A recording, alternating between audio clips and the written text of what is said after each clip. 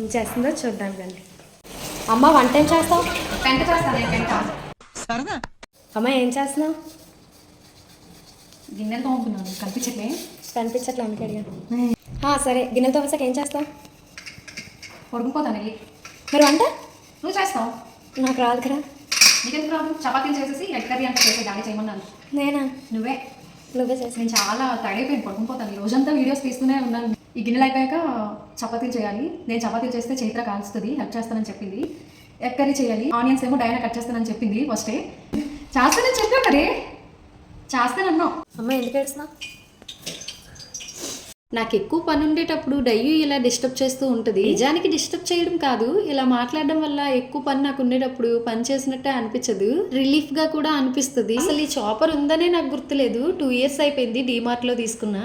ఎందుకు అలా ఏడుస్తావు, ఏడవకు అని నా చేతులు తీసుకొచ్చి పెట్టేటప్పుడు భలే యూజ్ అవుతుంది అబ్బా, చిన్నగా ఆనియన్స్ కట్ చేయాలన్నప్పుడు. ఇలా మా డిన్నర్ కంప్లీట్ అయిపోయింది.